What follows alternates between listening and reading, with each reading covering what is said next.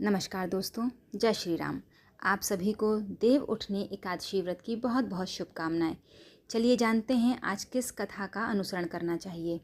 एक नगर में एक राजा था। उसके राज्य में सभी लोग बहुत सुखी थे। उस नगर में एकादशी को कोई भी अन्न नहीं बेचता और न ही कोई अन्न पकाता था। सभी फलाहार करते थे। एक बार भगवान ने राजा की परीक्षा लेनी चाहिए। भगवान ने एक सुंदरी का रूप धारण किया और सड़क पर बैठ गई। तभी राजा उधर से निकला और सुंदरी को देख चकित रह गया। उसने पूछा, हे सुंदरी, तुम कौन हो और इस तरह यहाँ क्यों बैठी हो? तब सुंदर स्त्री बने भगवान बोले, मैं निराश्रित हूँ। नगर में मेरा कोई जान पहचान का नहीं है।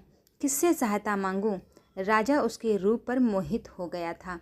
वह बोला, तुम मेरे महल में चलकर मेरी रानी बनकर क्यों नहीं रहती?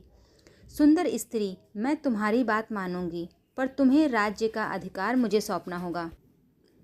राज्य पर मेरा पूर्ण अधिकार होगा। मैं जो भी बनाऊंगी तुम्हें खाना होगा।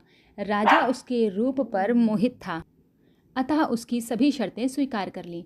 अगले दिन एकादशी थी। रानी ने हुक्म दिया कि बाजारों में अन्य दिनों की तरह अन्न बेचा जाए। उसने घर में मांस मछली आदि बनाई और परोस कर राजा से खाने के लिए कहा। यह देखकर राजा, रानी, आज एकादशी है, मैं तो केवल फलाहार ही करूँगा। तब रानी ने शर्त की याद दिलाई और बोली, या तो खाना खाओ, नहीं तो मैं बड़े राजकुमार का सिर काट दूंगी। राजा ने अपनी स्थिति बड़ी रानी से कही तो बड़ी रानी बोली, महाराज, धर्म न छोड़ें, बड़े राजकुमार का सिर दे दें। पुत्र तो फिर मिल जाएगा, पर धर्म नहीं मिलेगा। इसी दौरान बड़ा राजकुमार खेल कर आया। माँ की आंखों में आंसू देखकर वह रोने का कारण पूछने लगा, तो माँ ने उसे सारी बात बता दी। तब वह बोला, मैं अपना सिर देने के लिए तैयार हूँ।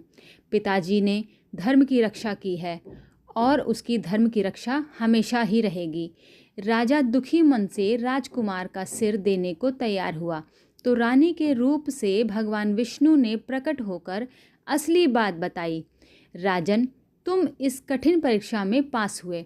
भगवान ने प्रसन्न मन से राजा से वर मांगने को कहा तो राजा बोला, आपका दिया हुआ सब कुछ है हमारे पास, हमारा उद्धार करें। उसी समय वहाँ एक विमान उतरा। राजा ने अपना राज्य पुत्र को सौंप दिया और विमान में बैठकर परम धाम को चले गए। आपको ये कथा कैसी लगी मुझे ज़रूर बताइएगा। तब तक के लिए नमस्कार।